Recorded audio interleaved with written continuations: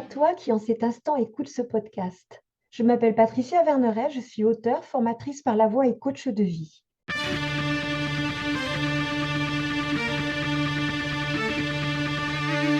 Je t'accompagne avec une pensée du jour sans aucune vérité absolue, mais des invitations. À quoi? À écouter la vie en toi qui veut s'exprimer et t'aider à passer à la suite de ton histoire. Comme d'habitude. Ah, les habitudes, elles ont la vie dure, n'est-ce pas? Toi qui écoutes, as-tu déjà vécu une situation similaire à celle-ci? J'ai acheté un jour un nouveau placard pour ranger ma vaisselle du quotidien. Auparavant, elle était rangée dans un autre meuble à tiroir. Pendant environ un mois, mon premier réflexe a été d'ouvrir le tiroir pour prendre une assiette ou un bol avant de me rappeler que j'avais changé la vaisselle de place.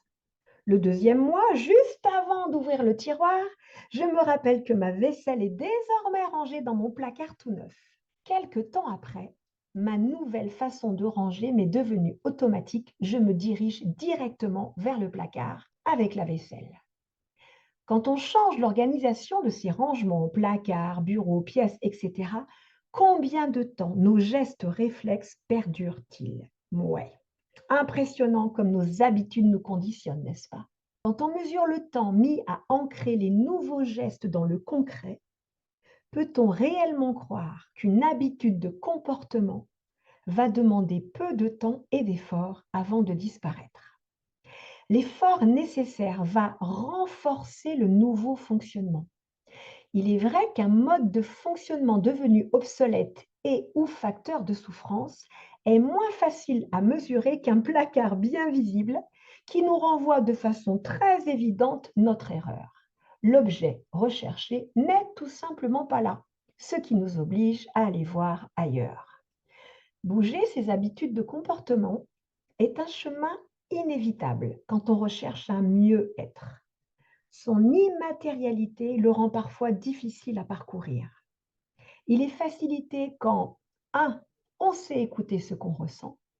2. On respecte ce qu'on entend, même si le regard des autres s'en trouve réprobateur. L'impatience s'en mêle aussi bien souvent. Je l'ai décidé, donc cela devrait se faire du jour au lendemain. Pas vraiment si vous repensez à l'histoire de rangement. Déranger ses habitudes revient à les déranger. Car la pensée réflexe sera la première à pointer le bout de son nez, alors que le nouveau je se situe dans un tout nouvel endroit du cerveau. Votre GPS intérieur peine à le trouver du fait qu'il vient juste d'être répertorié dans votre cartographie intérieure. Si je continue sur la métaphore, les panneaux de signalisation sont à peine visibles, voire cachés par la végétation foisonnante dans un territoire qui n'a pas encore été défriché.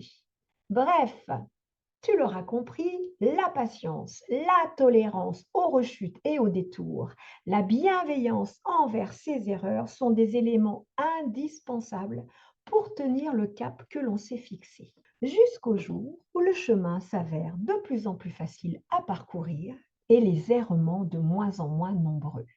Quand on est en changement intérieur, conscience, valeurs, poste professionnel, choix de vie, etc., une période de trouble et de turbulence est à prévoir.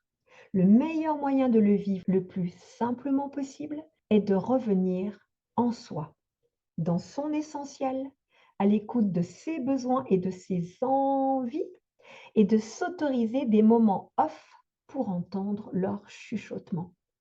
Car la voix des vieilles habitudes est forte et claire, alors que celle des nouvelles est plutôt douce et encore hésitante. Qu'importe, tout est à ta portée puisque tout est en toi. Toi qui écoutes, pour t'aider à sortir de ces habitudes, en tous les cas si tu le souhaites, voici un verbe pour toi que tu verras comme une ressource qui n'est pas forcément évidente. Tout dépend de là où tu en es. Le verbe choisir. Eh oui, car il va te falloir apprendre à choisir par affinité en fonction de ce qui t'attire et non pas en fonction de ce que tu as déjà vécu. Ce qui va t'amener à être de plus en plus conscient de tes automatismes et à chaque fois de poser sous forme de choix le chemin que tu souhaites parcourir. Poser le chemin que tu souhaites parcourir par choix, même s'il s'avère en apparence identique à celui d'hier, ne sera pas réellement identique puisque tu l'auras choisi en conscience et non pas par habitude. Bonne route! Ce podcast se termine. J'espère qu'il t'aura mis en mouvement pour te rapprocher un peu plus de ton être profond. N'oublie pas, toi seul sais ce qui est juste pour toi-même. Merci pour ton écoute.